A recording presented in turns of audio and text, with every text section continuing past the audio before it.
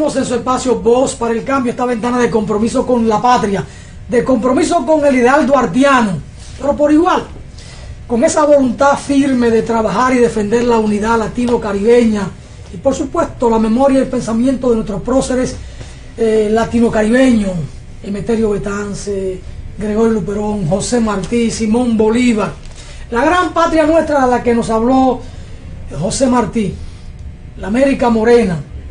Los martes aquí acostumbramos a hacer un breve ejercicio de cómo anda el mundo, de cómo anda la política internacional, sobre todo en el continente, y por supuesto cuando hay posibilidad nos metemos en el viejo continente, en Europa, sobre todo España.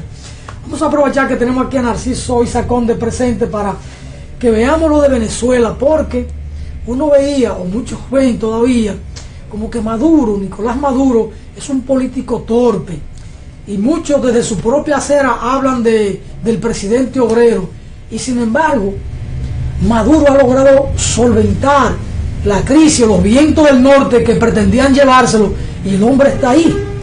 Ahora dice Luis Almagro, en Venezuela no se puede seguir jugando con el voto de la gente, como si en Venezuela hubo fraude, ha habido fraude, y parecería que va a seguir habiendo fraude.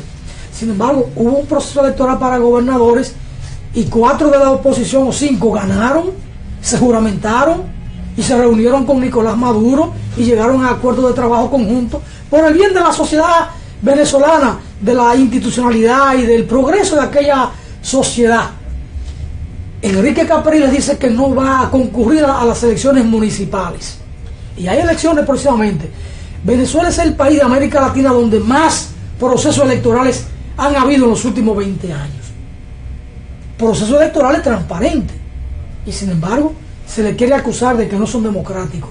E incluso la propia oposición tiene control de los medios de comunicación en Venezuela. Entonces uno no entiende la cosa, pero como uno no la entiende, uno quisiera que Narciso ayude al equipo de Voz para el Cambio y a nuestra teleaudiencia a entender lo que pasa en Venezuela en estos tiempos. Mira, lo primero que hay que subrayar y enfatizar es que uno de los sistemas electorales establecidos más confiable es el sistema venezolano, y se demostró sucesivamente. ¿Más confiable de América Latina o del mundo? Del mundo, así lo han valorado internacionalmente. Es un sistema moderno, pero además que no da pie a ninguna posibilidad de fraude. De manera que, y eso llevó a Chávez a aceptar la única derrota que sufrió. Si hubiera obtenido, capaz, imagínate Chávez con el liderazgo que tenía. De manera que eso es una falacia. Es una falacia para sembrar la idea subversiva, terrorista, de una oposición cavernícola, que tiene un componente fascistoide muy fuerte, y que naturalmente el componente fascistoide llevado al extremo en unas acciones de calle desaforadas, donde la responsabilidad de la muerte fue fundamentalmente de la oposición, es lo otro, el comedimiento con que ha actuado la policía venezolana frente a esos desafueros que además tienen un ingrediente, algo que incluso se ha estudiado de hace tiempo, es la infiltración progresiva en territorio venezolano de los paramilitares colombianos, de los paracos, que no solo están en los estados fronterizos, que están en Caracas, que están en el occidente, que están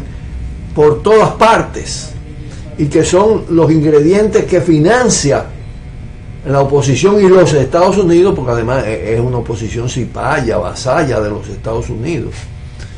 Claro, el extremismo la divide, y eso es lo que ha pasado con lo que tú decías alrededor del tema de los gobernadores.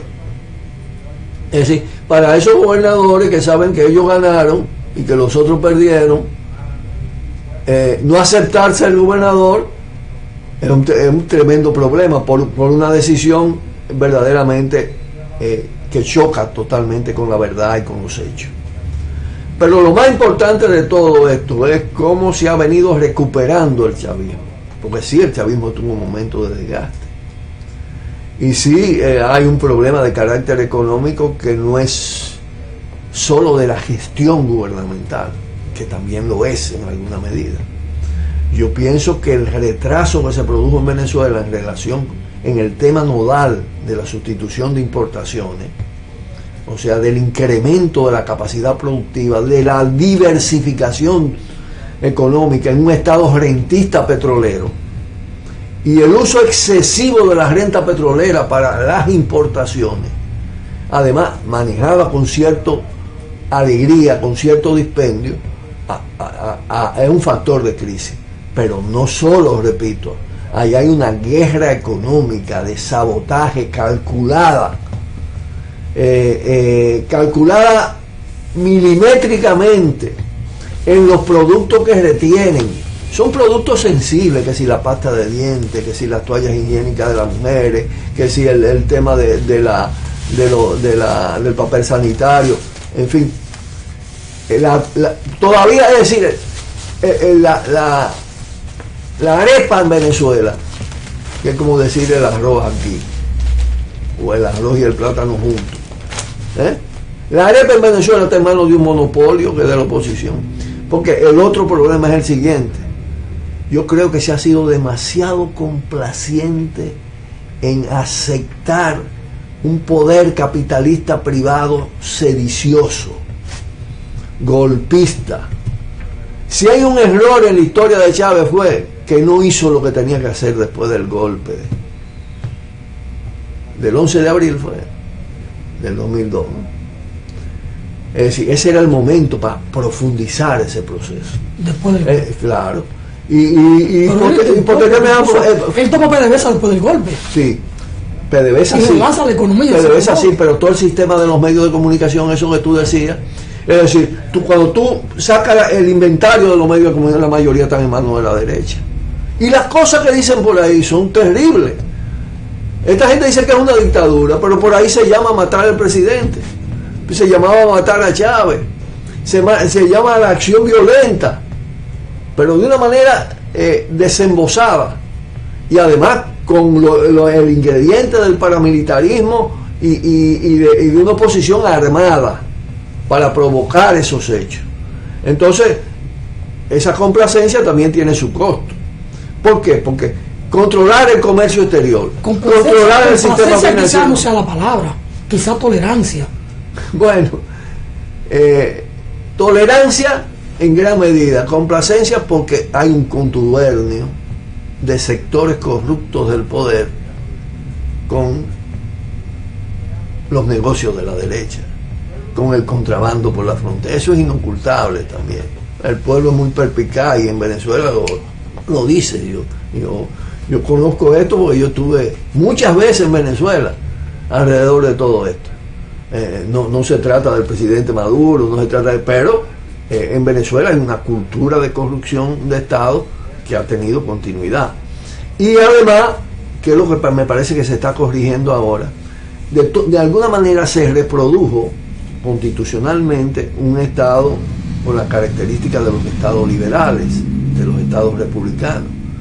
Porque yo digo que se está corrigiendo, porque me parece que el golpe más certero que ha podido dar la dirección, porque me parece que eso tiene que ser un producto colectivo, hay que ponerle los méritos a Maduro, la constituyente. Porque acuérdate que yo he venido insistiendo mucho en el testamento de Chávez, lo que yo llamo el testamento, que es el golpe de timón, donde Chávez plantea hay que dinamitar el Estado que hemos conformado y hay que hacer poder popular. Es decir, habían ramas paralelas de poder popular, las misiones, las comunas, pero eso resultaba infuncional. Yo creo que lo de la constituyente viene a darle vida a todo esto. Y el pueblo chavista pobre, me parece que se ha reentusiasmado y ha incrementado su respaldo. En lugar de una declinación electoral, ahora se está viviendo un ascenso electoral. Porque el golpe es un golpe, como decimos aquí, de vivivagua.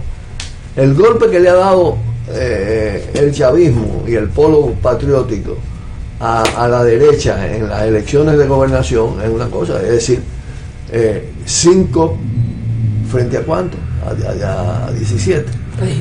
a 17 gobernadores. Tierra arrasada. Todo indica que habrá para rato. Cuando los medios de comunicación a nivel mundial, porque lo otro es decir, yo creo que pocos países en la historia de la humanidad se han sometido a un sistema de mentira tan intenso, tan terrible. Tú sabes que yo no tengo un juicio complaciente, es decir, yo veo los procesos con un criterio propio y con un nivel de crítica. Y vi momentos de estancamiento y lo dije. Yo resulto muchas veces ser un aliado un poco incómodo, pero en fin de cuentas aliado firme, estratégico. Es decir, porque lo que hemos estado planteando es que eso hay que profundizarlo al socialismo. El socialismo no es una retórica. No se construye el socialismo con un poder capitalista inmenso como el que tiene la burguesía venezolana y la burguesía transnacional en Venezuela todavía. Yo creo que hay un pivote importante del Estado, pero también trata el tema de cómo tú conviertes la propiedad pública en propiedad social para hacer socialismo. Y cómo tú esa inmensa riqueza venezolana la pones a producir en función de pueblo. Bueno, pero ahí está el problema, porque que Chávez estuvo construyendo un socialismo del siglo XXI a partir de un discurso, sin una transformación de la infraestructura y de la superestructura. Porque lo del siglo XXI venía por la necesidad de una diferenciación. Si fracasó el socialismo estatista, lo que le llaman socialismo de Estado o estatismo burocrático, tú tienes que reelaborar el proyecto socialista. Que es la crítica de Brasil. Yo te digo una cosa, en ese sentido hay un aporte importantísimo de Chávez y del conjunto que trabajó con Chávez. En todo el eso del sistema comunal, en toda la visión de socialismo, pero eso era teórico. Eso no ha llegado a implantarse. Creo que el primer paso trascendente es lo de la constituyente y el hecho de darle al poder comunal mucho más peso que al poder estatal, porque eso es lo que apodera al pueblo del proceso.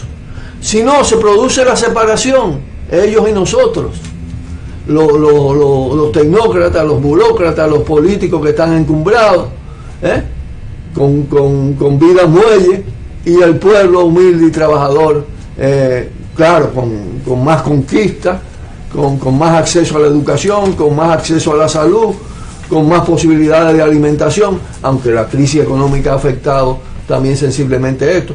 Pero yo creo que no solo de pan viven los seres humanos, y que lo que está pasando ahora indica que cuando se recupera la idea de traspasar poder al pueblo y de que el pueblo sea protagonista, porque oye, yo te digo lo siguiente, yo nunca he tenido duda de que en Venezuela hay un chavismo revolucionario, de profunda vocación anticapitalista, socialista, que tiene peso en el seno de las Fuerzas Armadas. No todo el chavismo de las Fuerzas Armadas es un chavismo de ese tipo. Hay una adhesión emocional en una parte, hay un cierto constitucionalismo, respetar la constitución de los militares, pero hay un porcentaje de militares. Y es decir, cualquier intento de revocación por la fuerza de ese proceso va a encontrar una resistencia enorme. Y me parece lo siguiente también, y te voy a hacer una revelación. Tengo una llamada de Venezuela, de José Ibarra. Adelante, José Ibarra. Alfonso, saludos acá desde Venezuela, José Ibarra del Partido Patria para Todos, de la Dirección Nacional del Partido Patria para Todos. Bueno, Alfonso, Venezuela, y déjame le dé saludo al negro Cati. Después de una etapa de mucha violencia, ahora estamos en paz, ahora estamos enfrentando una guerra económica y una guerra financiera. La banca está saboteando los medios de pago. Para que hacer un pago a través de una tarjeta electrónica está durando más de 10 minutos, que eso es una exageración. El gobierno está trabajando en eso. La banca sigue conspirando, porque la banca, tú sabes que la banca global conspira contra el pueblo. Estamos avanzando, hay una inflación dirigida en Venezuela, atroz contra el pueblo, los precios todos los días están subiendo.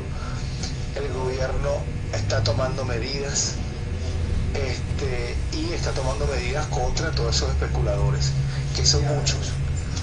La derecha no tiene posición ahorita contra esa, para hacer los ataques del pueblo. A la derecha no ha atacado a todos esos usureros, esos especuladores, con su actitud hipócrita todavía, aún de haber perdido la mayoría de las gobernaciones. Nosotros le ganamos las gobernaciones a ellos con un trabajo que se hizo concientizando al pueblo. El pueblo aquí en Venezuela está aún más identificado con la revolución. Esperemos que la revolución se mantenga. Ahora vienen las elecciones municipales en las cuales ellos se niegan a participar, y nosotros, por supuesto, lo tenemos que hacer porque es un mandato de la Asamblea Nacional Constituyente. Ellos se contradicen demasiado. La vez pasada dijeron que no iban a participar, al final terminaron participando, al final engañaron a su pueblo. El pueblo opositor está muy deprimido por esta situación, que es nuestros hermanos, son nuestros hermanos, que tenemos que convivir en esta misma nación y luchar porque se fortalezcan las cosas. De verdad,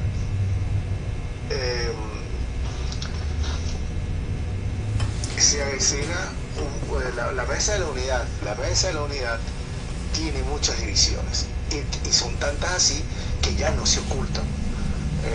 Ves los programas de opinión como entre ellos se contradicen, se atacan y no hay seriedad. Eso los está debilitando, y lo que están haciendo son unos nuevos liderazgos dentro de la oposición que no son liderazgos políticos, quizás son una posición más seria, que es lo que se quiere en este país, que nazca una posición con propuesta, una posición seria, que realmente ataque los problemas, no solamente los problemas económicos, sino problemas políticos y problemas sociales. Es lo que queremos, una oposición que sea seria, y ojalá que nazca esa oposición en Venezuela, porque esta oposición no sirve, no tiene vida. Bueno, gracias a José Ibarra por la llamada desde Caracas, dándonos un poco así una breve fotografía de lo que está pasando en el tema económico, el tema de los bancos. Importante. Yo veo el sistema financiero, el control del comercio exterior, de las importaciones, todo esto se está utilizando como palanca. Todo el tema de la producción que debería ir al mercado interno, cómo se realiza una parte de ella en el mercado colombiano a través de la frontera, el tema de corrupción fronteriza.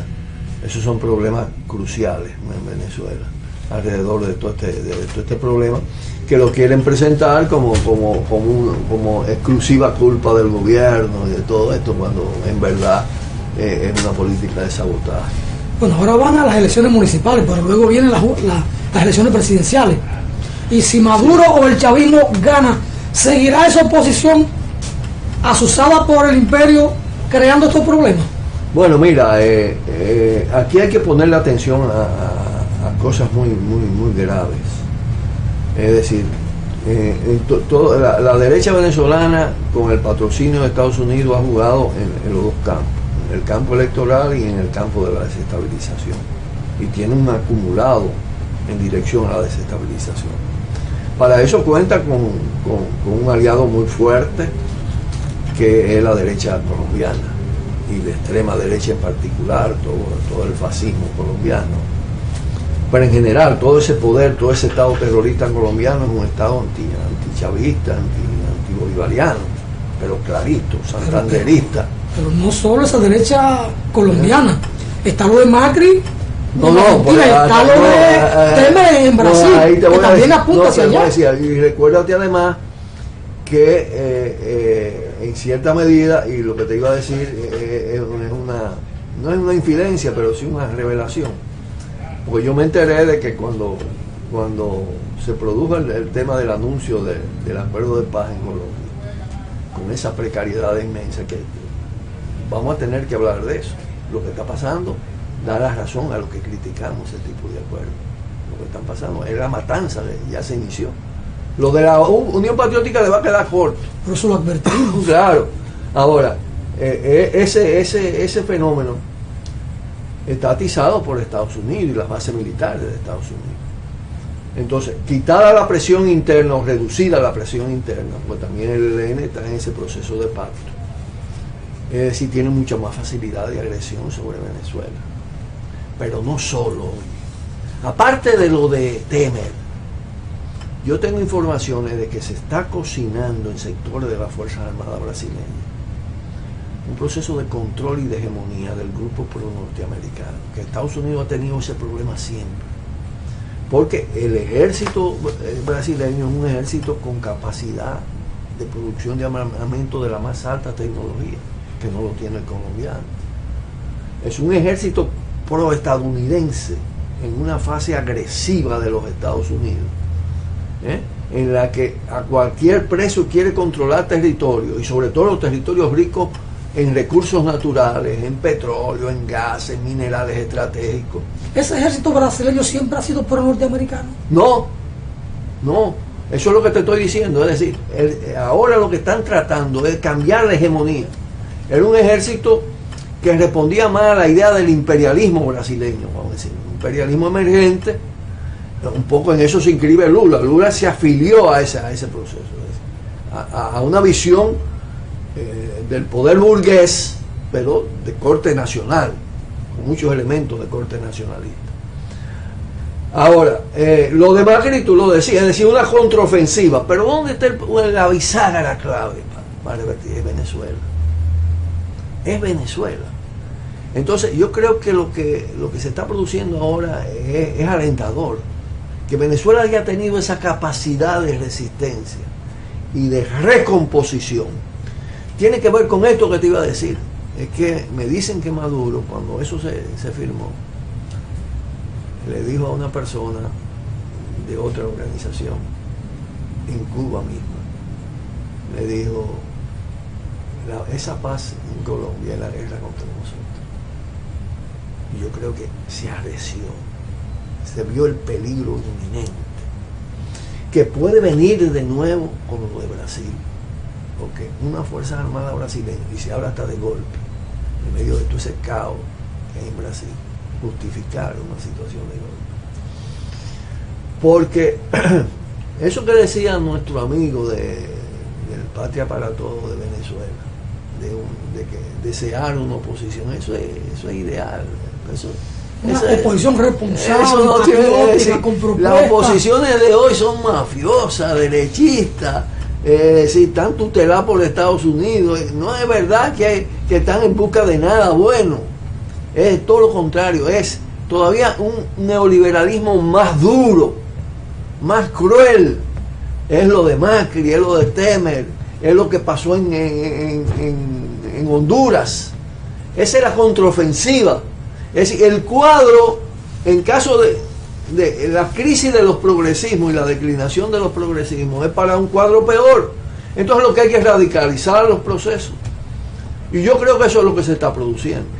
Es decir, y si el proceso venezolano sobrevive como está sobreviviendo y creciendo ahora, pues tiene capacidad de influir para una nueva oleada de cambio en el continente. Porque en fin de cuentas todo ese poder de la derecha y de Estados Unidos está en crisis y tienen capacidad para revocar situaciones, pero no para estabilizarlas. La crisis de gobernabilidad está pintada en todos esos países. Es decir, América Latina y el Caribe es un semillero de cambios. Este siglo es un siglo de cambios profundos, el que no lo crea, y de recomposición de las ideas socialistas, rearme, todo esto. Es lo que está en cierne todavía, dando balbuceos, borbotones, pero en fin de cuentas no hay de otra. Es decir, porque si no es una solución de carácter de comunidad, colectiva, solidaria, la humanidad no tiene solución por la vía de un capitalismo voraz, destructivo, que fomenta el egoísmo, que divide, que estimula los peores chauvinismos en el continente. Narciso, a mí me preocupa una cosa, y no la vamos a discutir ahora porque tengo otro tema, es que la solidaridad con estos procesos es fundamental y la unidad de nuestro pueblo, pero todos estos procesos que están en marcha quieren una solidaridad incondicional, rechazan el pensamiento crítico, todo tiene que estar adocenado. Entonces así es un poco difícil la cosa. Para mí es difícil participar en algunos espacios de solidaridad porque yo no soy de esa tendencia de que tengo que endosar todo. Yo tengo el derecho y lo reivindico, lo reclamo y lo ejerzo de plantear las cosas como yo la veo. La veo desde fuera. Se lo dije aquí el año pasado a los compañeros, a los camaradas de Colombia, con el tema de los acuerdos de paz, este proceso de paz. La paz es necesaria, no hay camino a la paz es el camino, pero había que mirar la experiencia de los 80 con el tema de la Unión Patriótica, pero ellos estaban muy encerrados en eso y ahí se fueron. O sea, a mí ese tipo de solidaridad a mí me crea cierta roncha, cierta dificultad. Es lo mismo que me pasa. Con otros espacios y con otras realidades que tenemos por ahí. Narciso, con una visión internacional, amenazas y presiones a fiscales que investigan sobornos de Odebrecht. El tema se debate en cumbre de fiscales de América Latina y de Europa, esto en Panamá. Sin embargo, hay lo siguiente, porque tiene que ver con un tema nacional, pero quisiera ver el enfoque internacional. La prensa recoge las investigaciones sobre los sobornos pagados por la constructora brasileña Odebrecht para adjudicarse el contrato en América Latina apenas comienza. Advirtieron ayer fiscales de la región y de Europa que denuncian amenazas por indagar ese escándalo de corrupción. La trama de corrupción de Odebrecht está apenas empezando en América Latina. No solo se trata de los sobornos, también está lo del chantaje, lo de la extorsión, porque empresarios quieren ganar poder político y políticos quieren dinero de los empresarios, y ahí hay todo un entramado. Naturalmente ese entramado puede terminar derrumbándolo todo, porque ahí también viene el forcejeo. Unos quieren más dinero, otros quieren más poder. Sin embargo, todo esto está todavía en el tapete porque hay digamos que la voluntad o el pataleo o el forcejeo por un lado de Estados Unidos y de otros países, caso de Suiza, porque Suiza entonces se ha visto afectada con el tema de aquel paraíso fiscal que era, como todo el tema de la corrupción ha afectado a Suiza de esa perspectiva. La visión de Narciso, mira, no nacional, sino así global. Lo primero es que aquí operan también las contradicciones interimperialistas, intercapitalistas. Es decir, a Odebrecht le ha pasado también porque es una empresa brasileña. Una empresa brasileña que también Lula incorpora al sistema de defensa nacional en un momento determinado, eso está registrado. Es decir, pero es una empresa lumpen, es una empresa mafiosa. El hecho de que respondiera a esa lógica de expansión del capital brasileño no quiere decir que sea buena, porque entra en contradicción con Estados Unidos, pero Estados Unidos se ceba en eso. Es como pasa con la Embraer y los Tucanos. Eso se devela también porque hay contradicciones y porque Estados Unidos quiere joderse en esas empresas. Pero Barrigold hace lo que hace y Falcon Bridge han hecho lo que ha hecho Odebrecht, y cuidado si en mayor escala, porque ese contrato de Barrigold que se aprobó sin cosas fue a base de soborno, y el soborno es aceite, es el aceite para sobrevaluaciones. Como hay un soborno de carácter electoral que Odebrecht institucionalizó internacionalmente, es decir, yo veo a este presidente con posibilidades, yo le digo, te voy a dar plata para la campaña y te voy a dar asesoría mercadológica, y desempolvan a Joao y lo colocan y lo sitúan para ponerlo en esa dirección.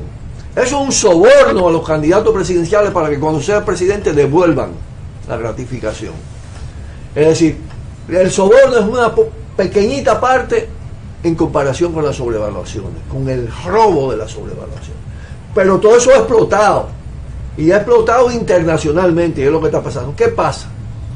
Que hay estados donde ha explotado el tema, que tienen sistemas judiciales y sistemas de ministerio público y cadena de tribunales que no están totalmente controlados por lo que ha pasado a nivel de las luchas y de las luchas democráticas. Es el caso del propio Brasil. En Brasil se han implementado acciones. ¿Cuántos diputados y senadores no hay presos? ¿Cuántos políticos de envergadura no hay presos? No es el caso de República Dominicana. Eso de República Dominicana se blindó. Lionel blindó el Estado para que siguiera corrompiéndose y corrompiendo a los demás. Entonces, eso también explica la ausencia de República Dominicana. No fueron a la No, eso lo explica claro. Lo de Brasil está claro porque Brasil ya se adelantó. Los otros están natajeando. Porque presiones, ¿de quién es la presión? Son las presiones del poder político, corrompido y corruptor. Son las presiones de las grandes empresas. Porque ¿cuántas asociaciones ha tenido Odebrecht en los países? Aquí tiene el Grupo Estrella.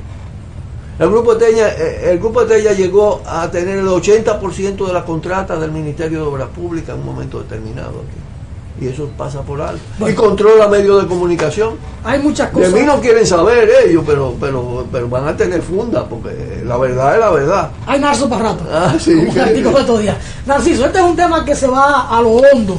Y si Odebrecht sobornó por estos lados, ¿quién quita que no sobornara en Brasil, en Ecuador, en Venezuela? Porque es una política que se aplica en toda parte. Pero bueno, el tiempo para esta parte... Y el mayor sobornado es el presidente Medina. No fue Lionel. El mayor sobornado es el presidente Medina. Al presidente Medina le dieron un paquete en 2 elecciones de dinero.